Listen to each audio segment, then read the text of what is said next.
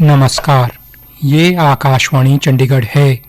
अब आप चंदन शर्मा से प्रादेशिक समाचार सुनिए। पहले इस बुलेटिन के मुख्य समाचार। लोकसभा ने आज लोक परीक्षा अनुचित साधन रोकथाम संशोधन विधेयक 2026 पर विचार और पारित करने के लिए चर्चा शुरू की। हरियाणा मंत्रिमंडल ने अग्निवीरों को नौकरी में 20% आरक्षण, महिलाओं के लिए वाहन कर में छूट और पुलिस हिरासत में मौत पर 7.5 लाख रुपए का मुआवजा देने सहित 22 अहम प्रस्ताव पारित किए। पंजाब में अमृतसर के श्री गुरु रामदास जी अंतर्राष्ट्रीय हवाई अड्डे पर इजी कनेक्ट उड़ानें शुरू हुई। हरियाणा राज्य सफाई कर्मचारी आयोग ने सभी नगर निगमों, नगर पालिकाओं व नगर परिषदों को सफाई कर्मचारियों को बिना सुरक्षा उपकरणों के सीवर टैंकों में न उतारने के आदेश दिए।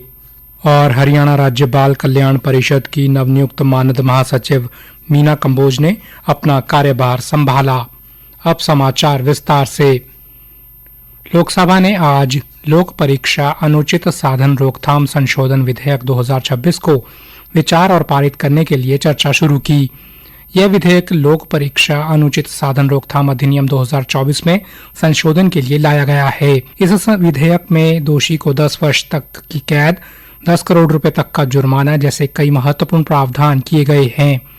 इसमें दोषी पाए गए अपराधी की संपत्ति की जब्ती जैसे कठोर दंड भी शामिल हैं।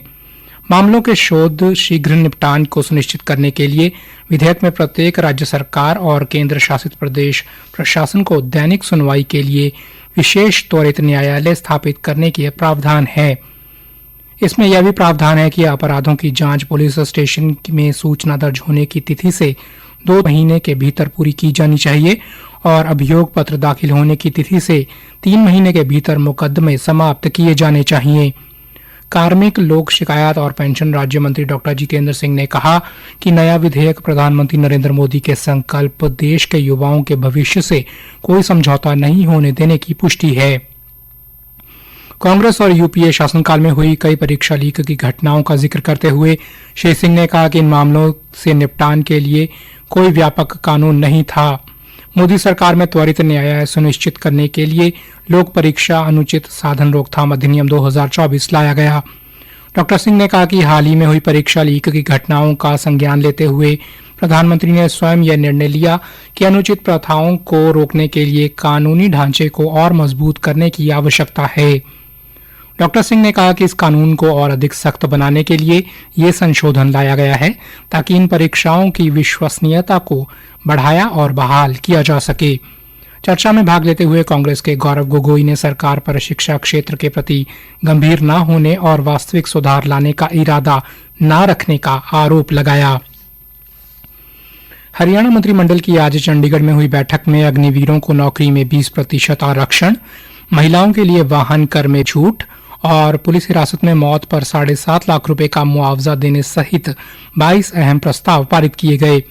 मुख्यमंत्री ने मंत्रिमंडल की बैठक के उपरांत एक पत्रकार वार्ता में बताया कि महिलाओं के नाम 20 लाख रुपए तक के गैर परिवहन वाहनों के पंजीकरण पर 1% कर छूट दी जाएगी। उन्होंने बताया कि मंत्रिमंडल में हरियाणा राज्य अल्पसंख्यक आयोग के गठन और शहीदों के परिजनों को नौकरी देने का फैसला भी लिया गया।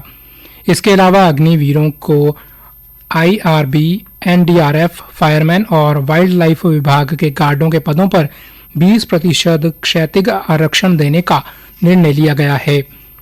हरियाणा के मुख्यमंत्री नायब सिंह सैनी ने कहा कि वर्ष 2027 में संत शिरोमणि गुरु रविदास जी का 650वां प्रकाश पर्व पूरे राज्य में भव्य एवं गरिमामय ढंग से मनाया जाएगा। इसके आयोजन की तैयारियों के लिए राज्य सरकार एक उच्च स्तरीय समिति का गठन करेगी जो कार्यक्रमों की रूपरेखा तैयार कर उनके सफल आयोजन को सुनिश्चित करेगी। पंजाब में अमृतसर के श्री गुरु रामदास जी अंतर्राष्ट्रीय हवाई अड्डे पर आज एयर इंडिया के easy connect hub and spoke model का शुभारंभ हुआ। इसके साथ ही पंजाब उत्तरी अमेरिका, ब्रिटेन, यूरोप और ऑस्ट्रेलिया के 27 वैश्विक गंतव्यों से जुड़ गया है। केंद्रीय नागर विमानन मंत्री किंजरापू राममोहन नायडू ने वर्चुअल माध्यम से सभा को संबोधित करते हुए कहा कि आंकड़ों से पता चलता है कि हर साल लगभग 1.5 लाख यात्री अंतर्राष्ट्रीय उड़ानों के लिए अमृतसर से दिल्ली की यात्रा करते हैं। इसी तरह लगभग 1.5 लाख यात्री विदेश से दिल्ली आते हैं और फिर अमृतसर की यात्रा करते हैं। हवाई संपर्क बढ़ाने से अमृतसर की अर्थव्यवस्था को सीधा लाभ होगा। हब एंड स्पोक केवल एक एविएशन मॉडल नहीं है, यह एक अपॉर्चुनिटी मॉडल है। दिल्ली जैसे बनेगा हब और अमृतसर नॉर्थ इंडिया का इंटरनेशनल गेटवे बनेगा। पंजाब, जम्मू, कश्मीर, हिमाचल, इन जैसे बड़े कैचमेंट एरिया आपको यहाँ से जुड़ेंगे। विदेशों में रहने वाले लगभग 3 करोड़ भारतीयों में करीब 1 करोड़ पंजाबी हैं। एयर कनेक्टिविटी जब बढ़ेगी तो उसका सीधा लाभ अमृतसर की अर्थव्यवस्था को भी पहुंचेगी और हब एंड स्पोक के माध्यम से हमारी एयरलाइंस की रेवेन्यू पर फ्लाइट भी बढ़ेगी। नागर विमानन सचिव समीर कुमार सिन्हा और इंडिया एयरलाइन के अध्यक्ष विपिन कुमार भी कार्यक्रम में उपस्थित थे। उन्होंने कहा कि यह हब विमानन क्षेत्र के लिए सरकार की एक महत्वपूर्ण योजना है। इससे अंतर्राष्ट्रीय गंतव्यों तक यात्रा करने में आसानी होगी। इस शुरुआत के साथ अमृतसर से प्रतिदिन 2 इजी कनेक्ट उड़ानें शुरू हो गई हैं। प्रादेशिक समाचार आकाशवाणी चंडीगढ़ से प्रसारित किए जा रहे हैं। हमारे बुलेटिनों और ताज़ा समाचारों के लिए आप हमारी वेबसाइट newsonair.gov.in पर लॉगिन कर सकते हैं। हरियाणा राज्य सफाई कर्मचारी आयोग ने प्रदेश के सभी नगर निगमों, नगर पालिकाओं व नगर परिषदों को आदेश दिए कि बगैर सुरक्षा उपकरणों के किसी भी सफाई कर्मचारी को सीवर टैंकों में न उतारा जाए।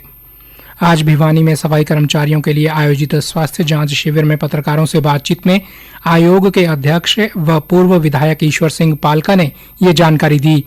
उन्होंने कहा कि सफाई कर्मचारियों की समस्याओं का निपटान करना आयोग की प्राथमिकता है। उन्होंने कहा कि आज लगाए गए निःशुल्क चिकित्सा शिविर का उद्देश्य सफाई कर्मचारियों को एक ही जगह उपचार सुविधा देना है। उन्होंने कहा कि सफाई कर्मचारियों को वेतन समय पर मिले, इसके लिए उन्होंने स्थानीय निकाय विभाग के सचिव व आयुक्त को आयोग की तरफ से पत्र लिखकर कहा है कि जो भी ठेकेदार सफाई कर्मियों को समय पर वेतन नहीं देता उसके खिलाफ कड़ी कार्रवाई की जाए। इसके अलावा स्थानीय निकाय से जुड़े अधिकारी सफाई कर्मचारियों को समय पर तनख्वाह देना सुनिश्चित करें। उन्होंने कहा कि सफाई कर्मचारियों की पक्का करने व ठेका प्रथा वापस लेने संबंधी मांगों को लेकर मुख्यमंत्री व संबंधित विभाग के मंत्री से बातचीत करके विचार किया जा रहा है। हरियाणा राज्य बाल कल्याण परिषद की नवनियुक्त मानद महासचिव मीना कंबोज ने आज पंचकूला में अपना पदभार संभाल लिया। पदभार ग्रहण समारोह में हरियाणा राज्य बाल कल्याण परिषद की उपाध्यक्ष सुमन सैनी और अन्य गणमान्य व्यक्ति मौजूद रहे। पदभार ग्रहण करने के बाद सुश्री मीना कंबोज ने कहा कि हरियाणा राज्य बाल कल्याण परिषद के माध्यम से जरूरतमंद बच्चों के कल्याण के लिए स्वास्थ्य, शिक्षा और सुरक्षा के क्षेत्र में विशेष रूप से कार्य किया जाएगा। उनका प्रयास रहेगा कि अधिक से अधिक बच्चों तक परिषद की योजनाओं और सेवाओं का लाभ पहुंचाया जा सके। उन्होंने इस महत्वपूर्ण जिम्मेदारी के लिए मुख्यमंत्री श्री नायब सिंह सैनी का आभार व्यक्त करते हुए कहा कि वे पूरी निष्ठा और समर्पण के साथ परिषद के उद्देश्यों को आगे बढ़ाने का काम करेंगी। विश्व हेपेटाइटिस दिवस के अवसर पर आज अंबाला छावनी के नागरिक अस्पताल में जागरूकता कार्यक्रम का आयोजन किया गया। डॉक्टर नीनू गांधी ने बताया कि कार्यक्रम में लोगों को हेपेटाइटिस की बीमारी के कारणों, लक्षणों और बचाव के लिए उपायों के बारे में जानकारी दी गई। उन्हें समय पर जांच कराने और उपचार के लिए प्रेरित किया गया। फरीदाबाद के बादशाह खान नागरिक अस्पताल में भी जागरूकता कार्यक्रम आयोजित किया गया। कार्यक्रम के नोडल अधिकारी डॉक्टर राम भगत ने बताया कि मुख्य कार्यक्रम के अलावा सभी फर्स्ट रेफरल यूनिट, पॉलीक्लिनिक और स्वास्थ्य केंद्रों पर भी प्रदर्शनी लगाई गई ताकि लोग हेपेटाइटिस की समय पर जांच और उपचार करवा सकें। भिवानी में भी विश्व हेपेटाइटिस दिवस के अवसर पर जिला नागरिक अस्पताल परिसर में जागरूकता कार्यक्रम आयोजित किया गया। कार्यक्रम के बाद शहर में जागरूकता रैली निकाली गई। रैली को सिविल सर्जन डॉक्टर रघुवीर सिंह शांडिल्य ने हरी झंडी दिखाकर रवाना किया। रैली में लोगों को हेपेटाइटिस बी और सी की समय पर जांच, उपचार और बचाव के प्रति जागरूक किया गया। अंत में मुख्य समाचार एक बार फिर से।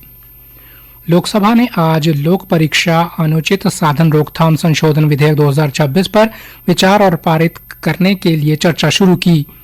हरियाणा मंत्रिमंडल ने अग्निवीरों को नौकरी में 20% आरक्षण, महिलाओं के लिए वाहन कर में छूट और पुलिस हिरासत में मौत पर 7.5 लाख रुपए का मुआवजा देने सहित 22 अहम प्रस्ताव पारित किए।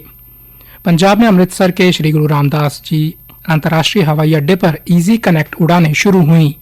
हरियाणा राज्य सफाई कर्मचारी आयोग ने सभी नगर निगमों, नगर पालिकाओं व नगर परिषदों को सफाई कर्मचारियों को बिना सुरक्षा उपकरणों के सीवर टैंकों में न उतारने के आदेश दिए। और हरियाणा राज्य बाल कल्याण परिषद की नवनियुक्त मानद महासचिव मीना कंबोज ने अपना कार्यभार संभाला। इसी के साथ प्रादेशिक समाचार समाप्त हुए।